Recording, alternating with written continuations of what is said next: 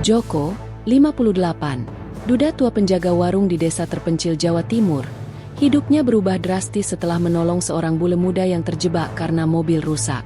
Wanita itu ternyata Emily Charter, 27, pewaris kaya dari New York yang sedang lari dari dunia glamor. Awalnya, Emily hanya terkesima oleh ketulusan dan kesahajaan Joko, tapi perlahan benih cinta tumbuh di antara dua dunia yang sangat berbeda. Sayangnya, cinta mereka tak semudah cerita dongeng. Warga desa mulai bergosip dan menghujat, menuding Joko hanya memanfaatkan Emily demi harta. Di sisi lain, keluarga Emily di Amerika menganggap hubungan itu sebagai aib, bahkan mengancam memutuskan hubungan keluarga dan warisan. Di tengah hujan prasangka, tekanan sosial, dan konflik batin, Joko harus memilih, tetap bersama Emily dan menanggung semua risiko, atau melepaskannya demi kebahagiaan dan keselamatannya sendiri. Desa Sumberjati, sebuah desa kecil di kaki Gunung Wilis, hidup dalam kesunyian yang damai. Tak banyak perubahan sejak 10 tahun lalu. Jalanannya masih berbatu, rumah-rumah masih berdinding kayu, dan kehidupan berjalan lambat seperti aliran sungai kecil di tengah sawah. Di tengah desa itu, berdiri sebuah warung sederhana dari bambu dan seng berkarat. Warung itu milik Joko, duda tua berusia 58 tahun. Rambutnya sudah hampir sepenuhnya putih, kulitnya legam karena matahari, dan tubuhnya kurus karena kerja keras seumur hidup.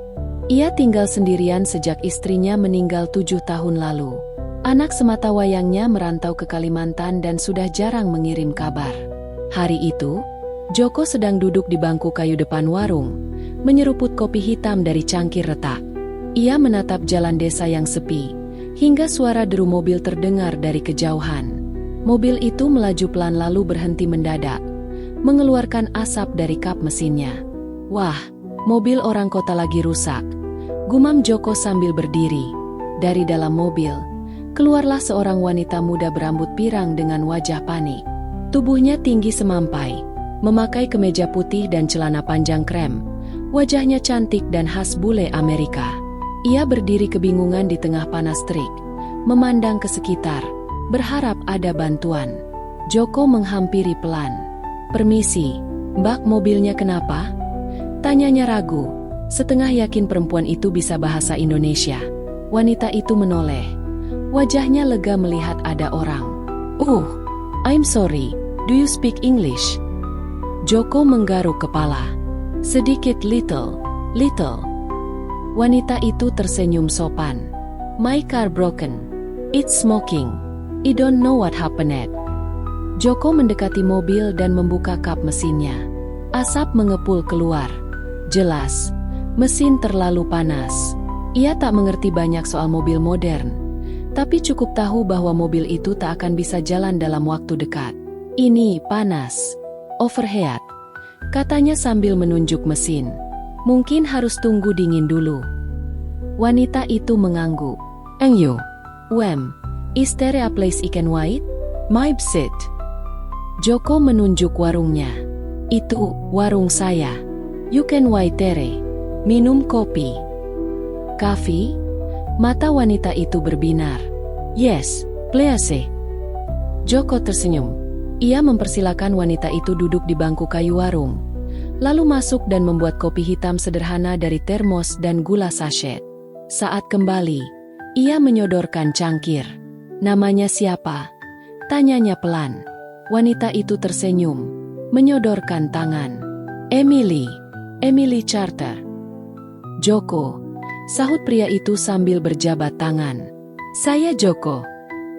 Sejak perkenalan itu, suasana jadi lebih cair.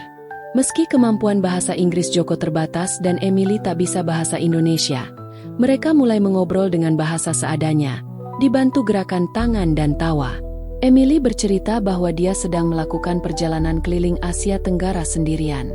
Dia lelah dengan kehidupannya di New York dan ingin menemukan arti hidup di luar dunia bisnis dan pesta. Joko mendengarkan dengan seksama, meski tak paham semua. Tapi ia bisa merasakan bahwa Emily adalah seseorang yang kesepian, meskipun kaya raya. Tak lama, warga desa mulai berdatangan. Mereka heran melihat bule cantik duduk di warung Joko sambil tertawa-tawa. Beberapa anak kecil mengintip dari balik pohon. Ibu-ibu berbisik-bisik. Si Joko duda itu duduk bareng bule. Gila ya? Jangan-jangan turis itu ditolong dia, terus diajak nginep. Waduh! Desas-desus itu menyebar cepat. Tapi Joko tak peduli. Ia hanya ingin membantu. Saat hari mulai sore dan matahari mulai turun, Emily menatap langit. "Istere a hotel here?" tanyanya. Joko geleng. Tidak ada hotel. Penginapan jauh. 2 jam ke kota. Emily tampak kecewa. Ia melihat sekeliling, lalu menatap Joko. "Can I, might stay in your house? Just one night." Joko kaget. Matanya membelalak. "Apa?" Emily mengulang pelan. "Just sleep one night. I can pay." Joko menunduk. Ia sadar betul apa yang akan dikatakan orang nanti. Tapi ia juga melihat wajah Emily yang tampak lelah dan tidak punya pilihan. Akhirnya, Joko mengangguk. Ok 1 malam. Warga desa yang melihat mereka jalan berdua menuju rumah Joko langsung heboh. Beberapa bahkan memfoto diam-diam. Malam itu, Emily tidur di kamar Joko, sementara Joko tidur di ruang tamu di atas tikar. Ia menolak diberi uang, meski Emily ngotot. Di tengah keheningan malam, Joko merenung. Apa yang sedang terjadi? Pikirnya. Apa Tuhan sedang menguji aku? Keesokan harinya, gosip semakin liar. Beberapa warga mulai datang ke warung bukan untuk belanja, tapi untuk mengintip dan mencibir. Pantesan warungnya ramai sekarang. Ada bule cantik di rumahnya. Joko tak menjawab. Ia tetap melayani pembeli seperti biasa. Emily, yang sadar dirinya diperhatikan, memilih tetap tersenyum. Ia bahkan membantu Joko membereskan warung. Beberapa anak muda desa diam-diam tertarik pada Emily dan mencoba mengajak ngobrol. Tapi Emily tetap dekat dengan Joko. Ia merasa nyaman, tenang, dan tidak dihakimi. Malam kedua, Emily bicara serius dengan Joko. "I like this place. It's peaceful. I want to stay longer." Joko hanya bisa terdiam. Ia tahu ini akan membuat desa makin gaduh. Tapi di dalam hatinya, ia merasa sesuatu tumbuh perlahan. Rasa yang sudah lama ia kubur sejak istrinya meninggal. Beberapa hari berlalu. Emily masih tinggal. Ia mulai belajar beberapa kata bahasa Indonesia. Ia ikut Joko ke pasar, ikut membantu di warung. Warga desa makin gempar. Ada yang iri, ada yang mencibir. Tapi ada pula yang mulai diam-diam kagum. Namun, pada hari ke-6, saat Joko dan Emily kembali dari pasar, mereka mendapati warungnya dilempari batu. Ada tulisan di tembok bambunya. "Duda gila, buang malu kampung." Emily tak mengerti isi tulisan itu. Tapi ia melihat wajah Joko yang sangat terpukul. Tangannya gemetar, matanya berkaca-kaca. "Itu dari orang kampung," kata Joko pelan. "Mereka tidak suka kamu di sini." Emily menatapnya lama, lalu mendekat dan menggenggam tangannya. "I don't care what they think." Joko menatap Emily.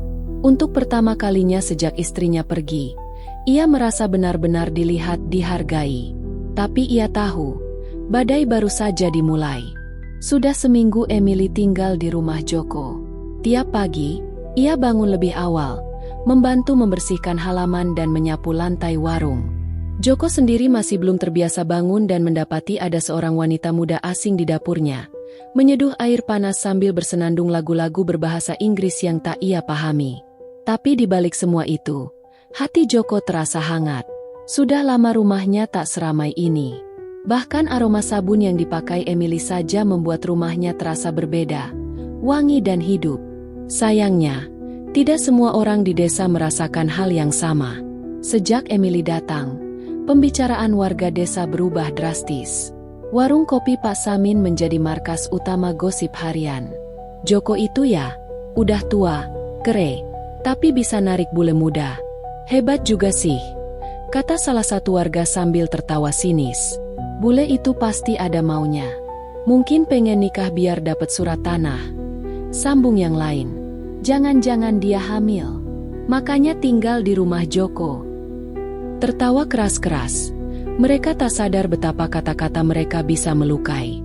Atau mungkin, mereka memang tak peduli. Suatu pagi, Joko dan Emily pergi ke pasar desa. Emily terlihat santai dengan blus putih longgar dan celana pendek selutut. Rambutnya diikat ke belakang. Ia ikut membawa tas belanja kain yang biasanya digunakan Joko untuk membeli sayur. Sepanjang perjalanan dari pasar ke warung, banyak mata mengikuti langkah mereka. Anak-anak kecil berbisik, ibu-ibu pura-pura sibuk mengelap lapak dagangan, dan para pria diam-diam memotret mereka dengan ponsel usang. Sesampainya di warung, Joko tak bisa menyembunyikan kekesalannya. Kamu kelihatan sama orang kampung, pakai baju begitu. Mereka suka salah sangka, ujarnya sambil menyimpan sayuran di meja. Emily hanya tertawa kecil. Why? Too sexy. Joko mengangguk ragu. Bukan cuma, kampung sini beda. Mereka gampang salah paham. Emily mendekat, menatap Joko serius. You care too much about them. Joko tidak menjawab. Ia hanya menghela napas panjang, lalu melanjutkan pekerjaannya.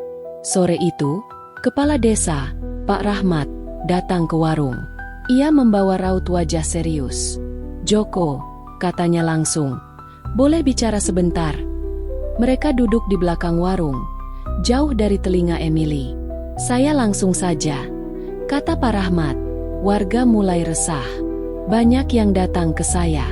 Mereka bilang, ini bukan soal kamu menolong bule, tapi soal dia tinggal di rumahmu. Joko menunduk. Saya cuma bantu, Pak. Dia nggak punya tempat. Penginapan jauh. Saya paham, tapi ini sudah seminggu. Orang-orang mulai bikin cerita aneh. Saya cuma ingin mengingatkan, jangan sampai ini merusak nama baik kamu dan kampung ini. Pak Rahmat bicara dengan nada tenang, tapi jelas. Joko mengangguk pelan, tapi tak berjanji apa-apa. Setelah kepala desa pergi, Joko duduk lama di bangku belakang warung. Ia merasa dilempar ke tengah badai, hanya karena ingin menolong. Malamnya, saat makan malam sederhana dengan nasi goreng buatan Joko, Emily merasa suasana berbeda. You okay? Tanyanya. Joko mengangguk. Biasa. Kepala desa datang, banyak orang tidak suka kamu di sini. Emily meletakkan sendoknya. I don't understand. I do nothing wrong. Joko memandangi wajahnya. Emily benar. Dia tidak salah. Tapi di mata orang-orang yang sempit, beda sudah cukup untuk dicurigai. Aku tahu, kata Joko pelan. Tapi kampung ini tidak biasa lihat orang asing. Apalagi tinggal dengan duda tua. Emily tertawa kecil. You're not that old. Joko ikut tertawa, tapi getir. Aku 2 kali umur kamu. Emily menatapnya serius. Age 2 centimeter. Hening sesaat. Lalu Emily melanjutkan. Maybe I should leave. Joko menggeleng cepat. Jangan. Kamu aman di sini. Saya cuma takut kamu sakit hati. Emily tersenyum. As long as you're here, I'm okay. Keesokan harinya, keadaan makin memburuk. Sebuah akun media sosial milik salah satu warga memposting foto Emily sedang menyapu halaman warung dengan caption, "Bule cantik jadi pembantu duda tua di Sumberjati. Cinta atau ilmu pelet." Foto itu viral di lingkup kampung dan kecamatan sekitar. Komentar-komentar mulai bermunculan, mulai dari yang bercanda sampai yang menghina. Joko sangat terpukul. Ia marah, malu, dan bingung harus bagaimana. Emily melihat postingan itu karena ditunjukkan anak kecil yang iseng. Ia tertawa saja. This is funny. Tapi mereka menghina kamu, kata Joko. Emily mengangkat bahu. I don't care. I'm not here to play as them. Tapi malam itu, Joko tak bisa tidur. Ia merasa gagal menjaga Emily dari sorotan jahat. Di dalam hatinya, mulai tumbuh perasaan lain, takut kehilangan. Tapi ia juga sadar, Emily terlalu baik untuk tinggal di tempat seperti ini. Ia tidak pantas untuk wanita sepertinya. 2 hari kemudian, Emily mengambil keputusan mengejutkan. Saya mau tinggal lebih lama. My few weeks, katanya dengan bahasa Indonesia yang terbata-bata. Joko hampir terjatuh dari kursinya. Hah? Kenapa? Tanyanya panik. Emily tersenyum. Because I like you and this place. Joko terdiam. Dadanya sesak. Campur aduk. Ia senang, tapi juga takut. Kalau Emily terus tinggal, tekanan dari warga pasti makin menjadi. Kamu tahu, kalau kamu tinggal lama, orang akan makin benci, ujar Joko pelan. Emily mengangguk. And let them hate. Joko menunduk, memijat pelipisnya. Aku ini siapa? Emily? Cuma orang tua miskin. Kamu cantik, kaya, pintar. Kamu pantas sama orang Amerika. Orang yang bisa bawa kamu keliling dunia. Bukan aku. Emily mendekat, duduk di sebelahnya. Tapi mereka bukan kamu. Hening. Emily menatap Joko. Mata birunya teduh. Joko, do you like me? Joko terdiam lama. Lalu ia menjawab pelan. Sangat.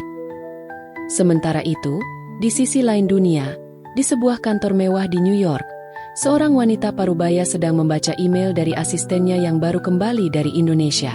Miss Carter belum kembali. Kami temukan lokasi terakhirnya di sebuah desa kecil di Jawa Timur. Sepertinya dia tinggal bersama seorang pria lokal. Wanita itu memandang tajam ke layar. Ia mengetik balasan singkat. Cari dia. Bawa pulang. Apapun caranya. Pagi itu, Joko duduk sendiri di belakang warung. Tangannya sibuk mengupas kacang. Tapi pikirannya entah kemana. Emily masih tidur di kamar. Semalam ia kelelahan setelah membantu menata ulang rak-rak warung dan membereskan dapur yang penuh sarang laba-laba. Angin pagi berhembus pelan. Bau tanah basah masih tersisa dari hujan semalam. Tapi di kepala Joko, hanya ada satu pertanyaan yang terus berputar. Sampai kapan semua ini bisa bertahan? Emily, bule cantik yang tiba-tiba masuk ke hidupnya, memberi warna yang belum pernah ia rasakan lagi sejak istrinya meninggal.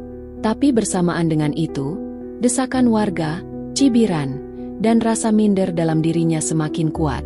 Saat Joko masih tenggelam dalam pikirannya, Emily keluar dengan rambut diikat dan mengenakan kaos putih longgar serta celana training. Morning, sapa Emily ceria. Joko tersenyum tipis. Pagi. Emily duduk di samping Joko, mengambil satu kacang dan ikut mengupas. Suasana hening, hanya suara ayam tetangga dan dedaunan bergesekan pelan. Ada yang salah? Tanya Emily akhirnya. Joko diam sejenak, lalu menghela napas.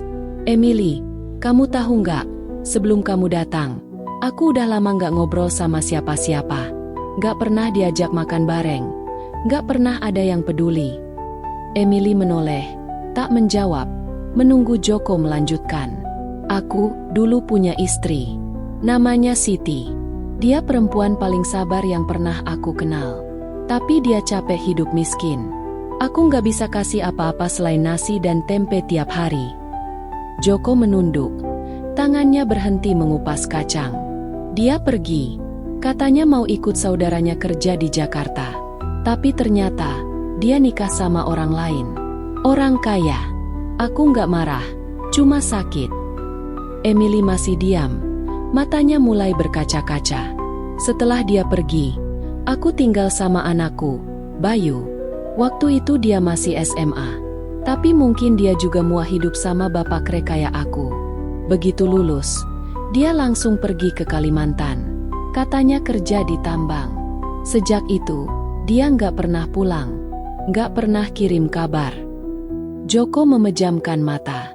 Aku cuma punya warung ini, dan bangku kayu yang tiap malam jadi temenku ngopi. Emily menaruh tangannya di lengan Joko. I'm sorry. Joko membuka matanya, menatap Emily.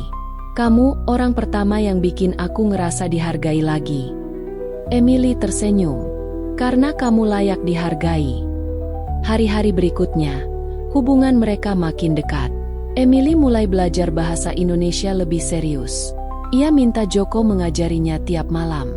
Sebaliknya, Emily mengajari Joko bahasa Inggris dasar. Setiap malam, mereka duduk di beranda rumah. Emily membawa kertas dan bolpen, menulis kata-kata seperti, "Saya lapar. Saya suka kamu. Saya bahagia." Joko tertawa waktu Emily mencoba menirukan logat Jawanya. Mereka saling menggoda dan bercanda seperti dua orang sahabat lama. Warga desa masih memandang sinis, tapi perlahan ada yang mulai lunak. Beberapa ibu-ibu mulai membeli dari warung Joko lagi, apalagi setelah tahu Emily bisa memasak pancake dan menyajikan kopi ala bule. Namun, di balik kehangatan itu, ancaman mulai mendekat. Di New York, Ibu Emily, Mrs. Catherine Charter, sedang mempersiapkan keberangkatan ke Indonesia. Ia tidak mau anaknya tinggal terlalu lama di negeri yang menurutnya primitif dan berbahaya. Anak buahnya, Vincent, sudah dikirim lebih dulu ke Jawa Timur. Ia diberi tugas untuk melacak Emily, mengajaknya pulang secara baik-baik. Tapi kalau gagal, Catherine siap turun tangan sendiri. Kalau dia nggak pulang, aku akan ambil alih. Aku nggak mau anakku hidup sebagai istri penjaga warung di desa yang bahkan tak ada di Google Maps, katanya dengan nada dingin. Suatu malam, setelah membantu Joko membereskan warung, Emily kembali duduk di beranda sambil membawa 2 cangkir teh hangat. "Joko," katanya, "can I ask something personal?" Joko menoleh. "Tentu." Emily tampak ragu, lalu bertanya, "Kalau aku tinggal di sini selamanya, kamu marah?" Joko terdiam. Pertanyaan itu terdengar sederhana, tapi dampaknya luar biasa. "Emily, kamu punya hidup besar di luar sana. Kamu punya masa depan. Aku cuma orang tua miskin yang tinggal di rumah kayu, nggak punya apa-apa." Emily menggenggam tangan Joko. "Kamu punya hati. Itu cukup." Joko menatap gadis itu lama. Dadanya sesak. Ia ingin percaya.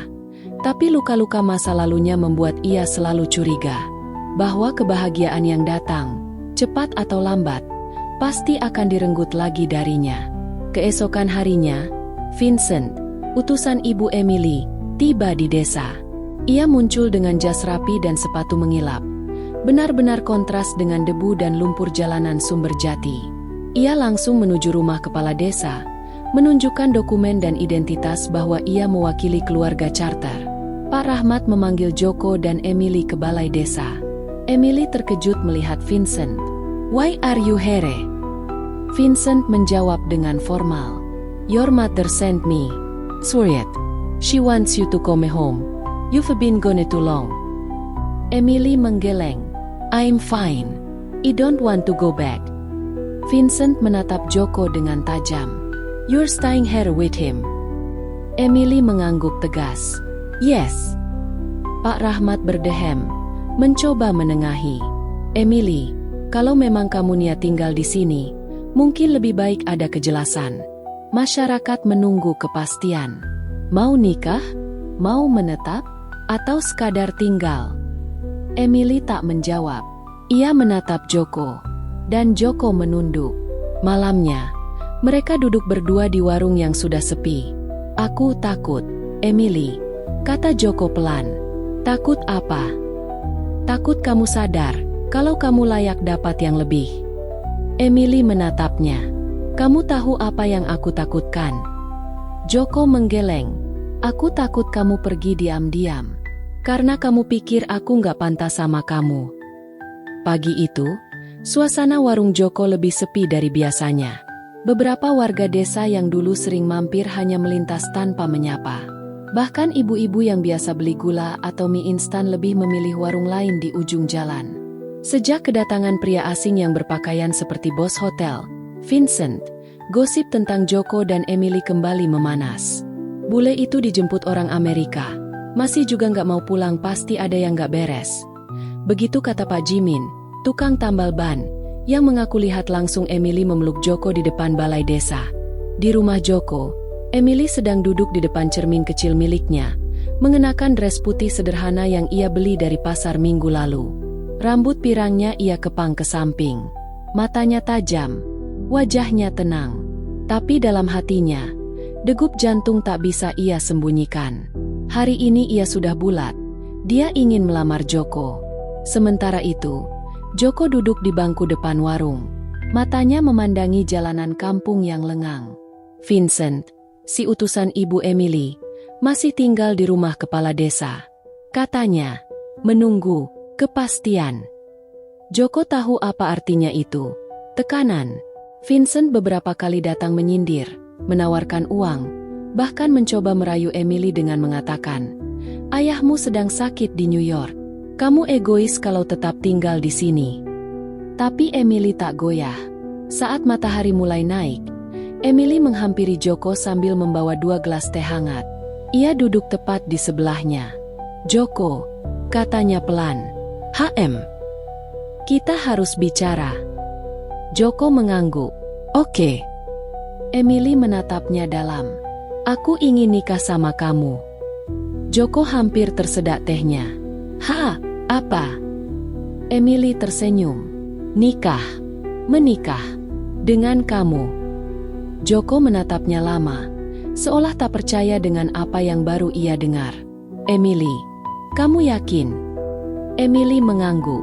"Aku cinta kamu. Aku mau tinggal di sini. Tapi aku mau kita jadi suami istri. Biar semua orang tahu ini bukan main-main." Joko berdiri dari bangku. Ia gelisah, berjalan mondar-mandir. "Emily, aku ini siapa? Cuma duda tua, miskin, gak sekolah tinggi, rumah kayu reot." Emily ikut berdiri, menggenggam tangan Joko. "Kamu jujur. Kamu baik. Kamu lelaki pertama yang bikin aku ngerasa tenang." Joko menunduk, air matanya menggenang. "Tapi orang-orang mereka nggak akan setuju." "Aku nggak peduli," kata Emily tegas. "Yang penting kita." Sore harinya, mereka ke balai desa. Pak Rahmat, kepala desa, terkejut bukan main. "Menikah?" tanyanya memastikan. Emily mengangguk mantap. Joko di sampingnya masih terlihat kaku. Pak Rahmat menghela napas. "Ini keputusan besar. Dan ini tidak seperti pernikahan biasa, Joko. Karena ini melibatkan 2 negara, 2 budaya. Saya bisa bantu mengurus administrasi. Tapi, kamu siap dengan omongan orang?" Joko menatap Emily. Ia tahu jawabannya. "Saya siap, Pak," katanya pelan. "Kalau Emily juga siap." Pak Rahmat mencatat data mereka, lalu berkata, "Kalau begitu, kita siapkan pengumuman nikah di masjid, biar warga tahu." Namun, kabar itu tersebar jauh lebih cepat dari yang mereka perkirakan. Di warung kopi, warung sembako, hingga pos ronda, semua membicarakan hal yang sama. Bule itu nekat nikah sama Joko. Gila apa dia udah ketempelan jin? Pasti ada tujuan tersembunyi. Masa orang kaya mau nikah sama orang kere?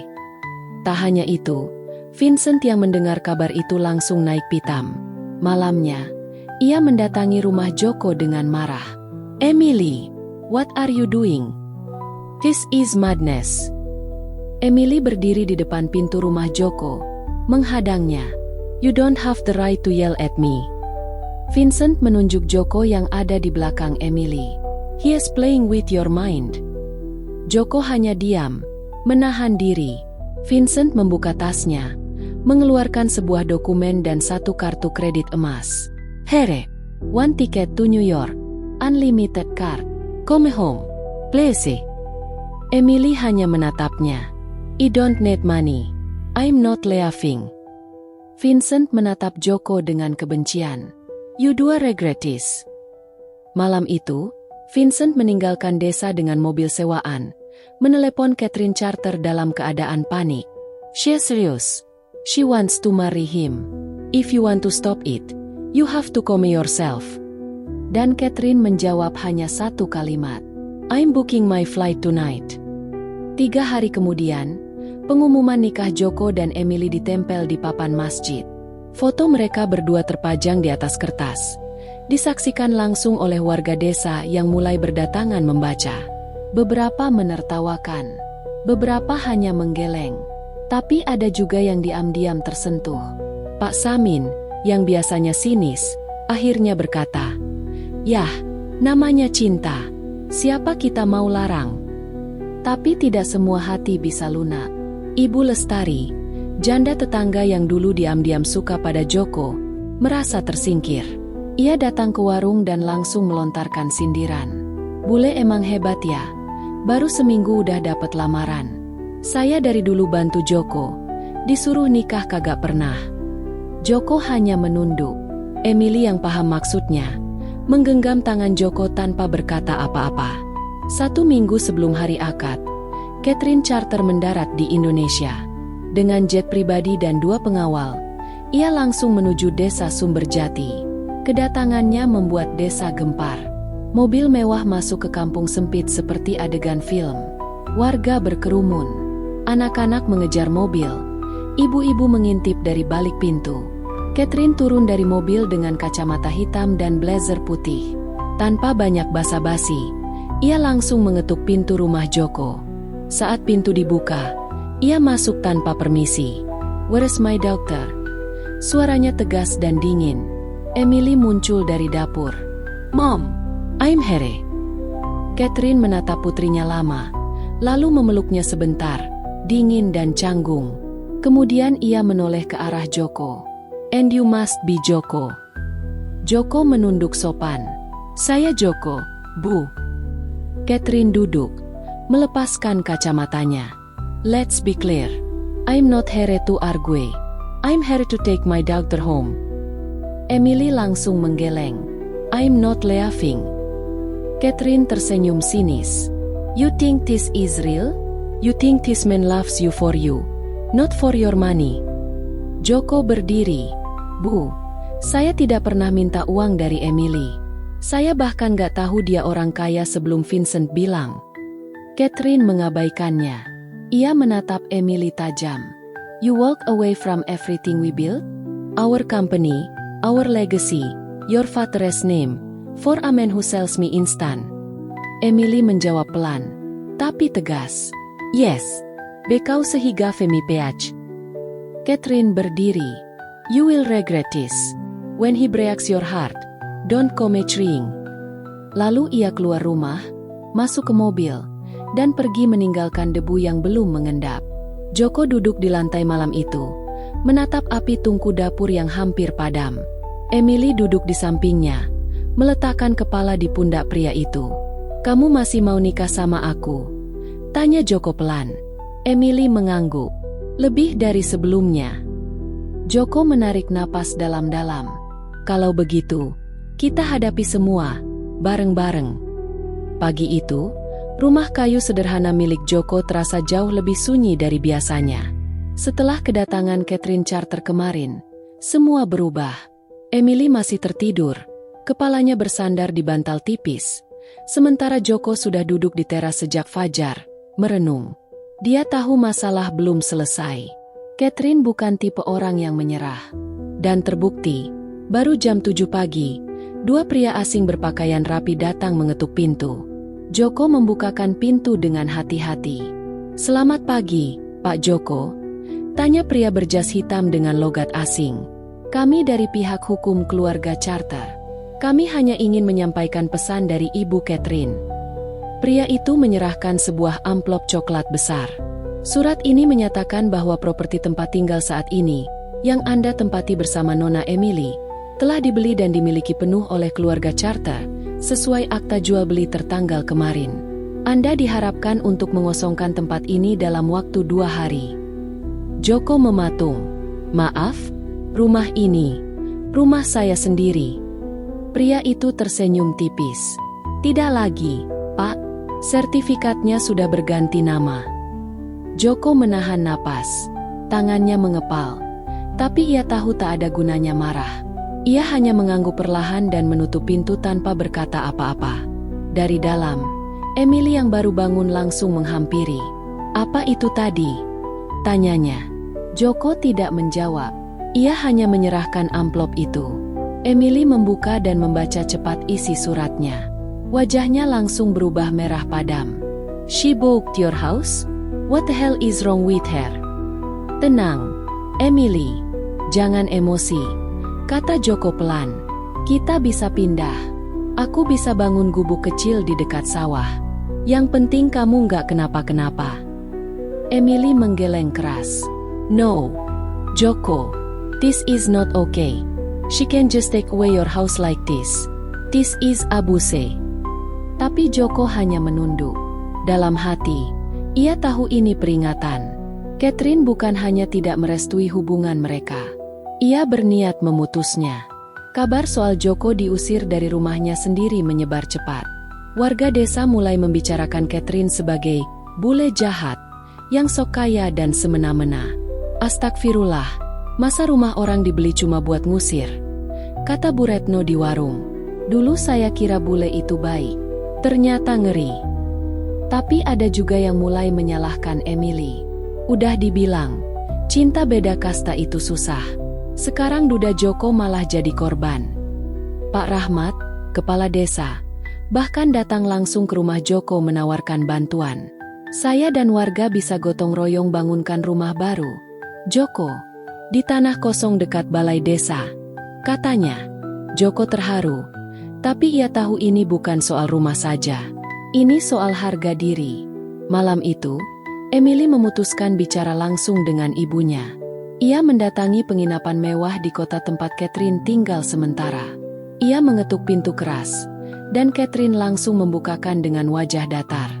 Kamu akhirnya datang juga, katanya tanpa senyum. Emily masuk tanpa dipersilakan. You crossed line, Mom. You booked his house? You kicked him out? That's low, even for you. Catherine duduk di sofa sambil menuang wine ke gelas kaca. Aku cuma menyelamatkan kamu dari kebodohan. Emily berdiri tegak. Marah. He is a good man. He doesn't deserve this. Catherine mengangkat alis. Dia laki-laki tua, miskin, tanpa masa depan. Apa kamu benar-benar ingin hidup seperti itu, Em? Emily menjawab tegas. Yes. Aku lebih tenang di gubuknya dia daripada di mansion kamu. Catherine berdiri. Nada suaranya dingin. Kalau kamu terus memilih dia, maka mulai detik ini, kamu bukan lagi bagian dari keluarga Charter. Emily terdiam beberapa detik, lalu menjawab pelan, tapi jelas.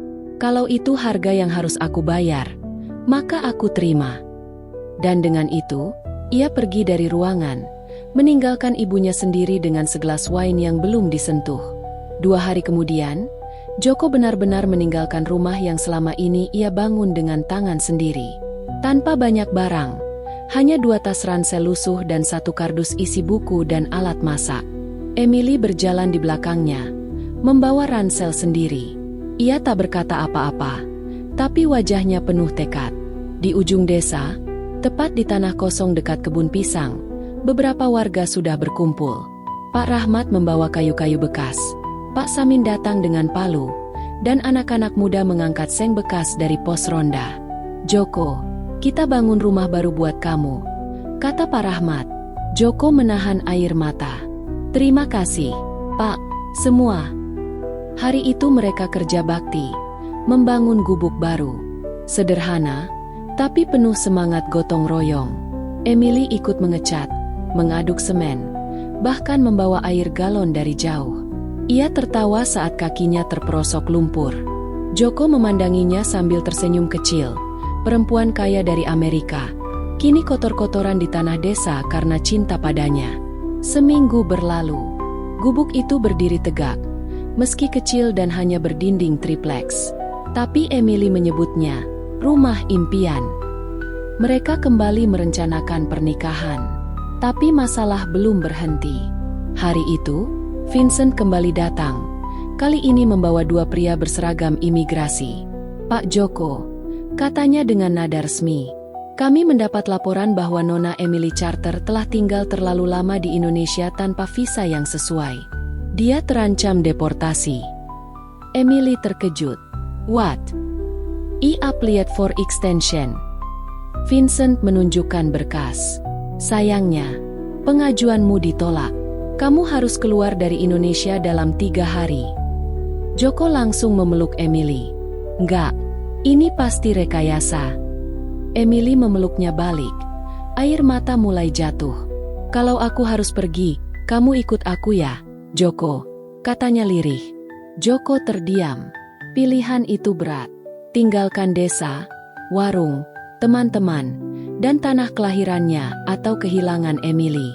Malam itu mereka duduk di depan rumah kecil mereka, menatap langit. Kamu pernah naik pesawat? Tanya Emily, mencoba bercanda. Joko tertawa kecil. Belum. Naik ojek aja masih deg-degan. Emily menyandarkan kepala ke bahu Joko.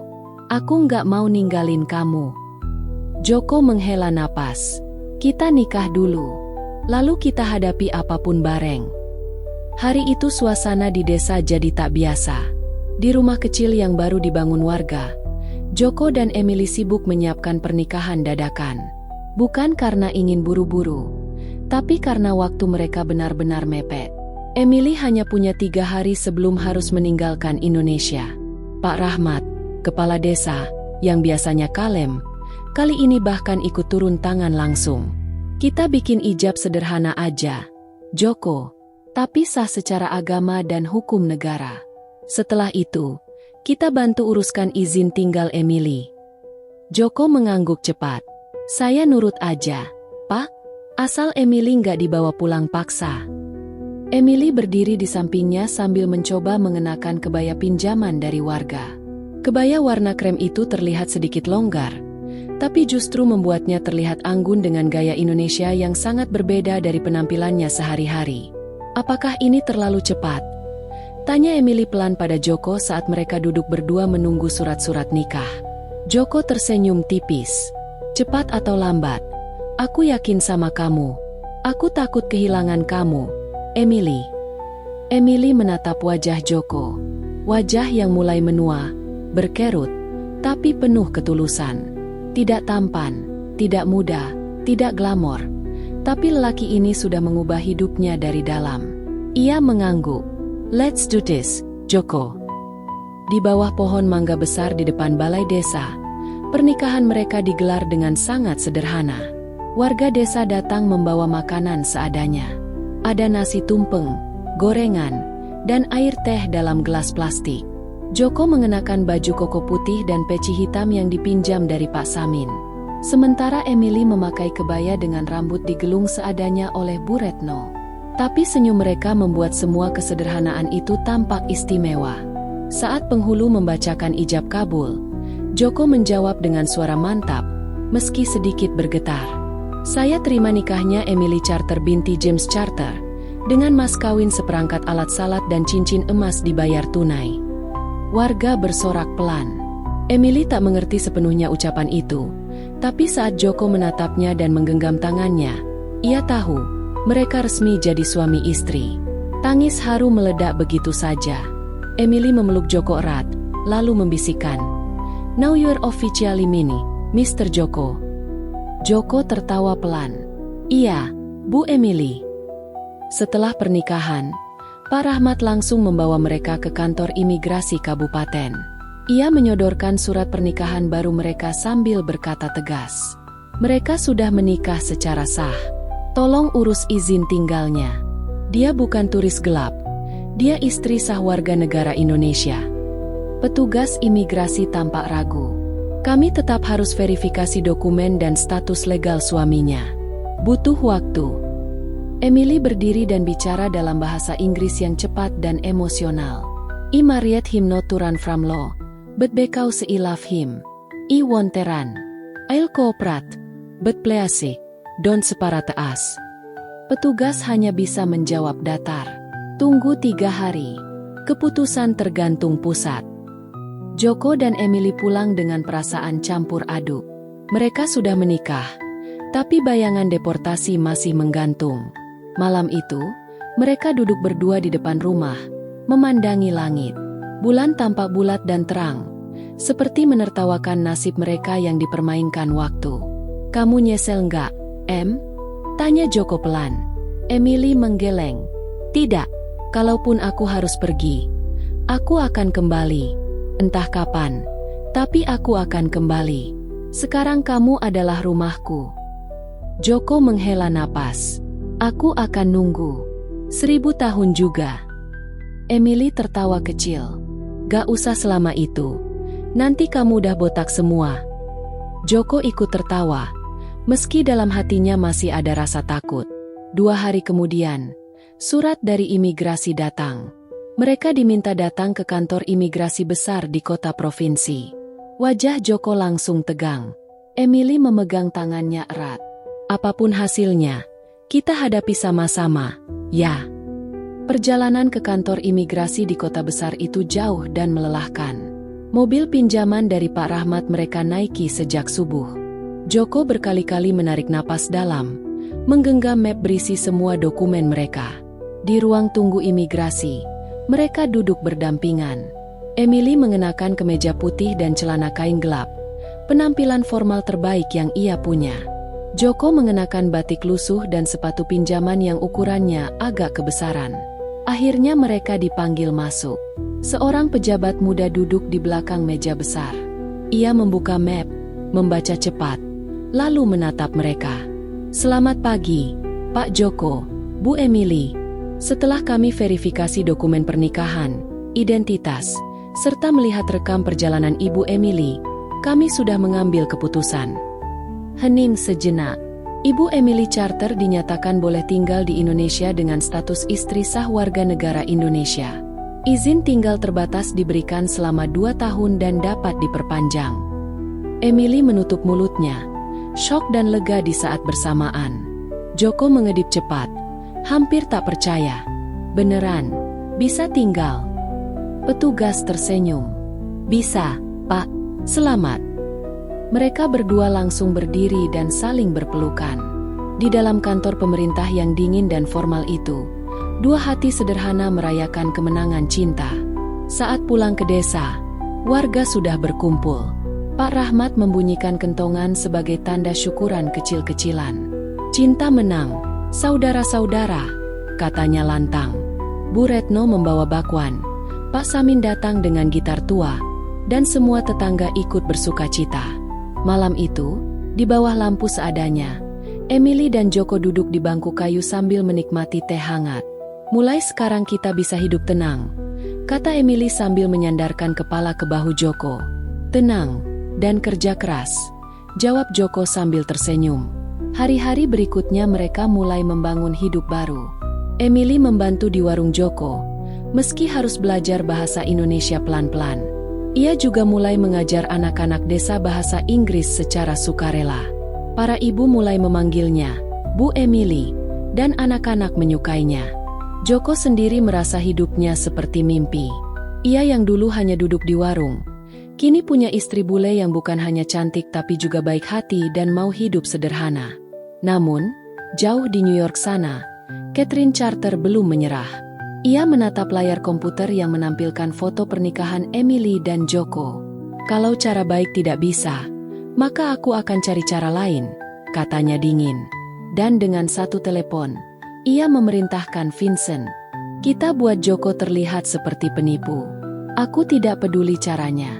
Aku akan bawa anakku pulang.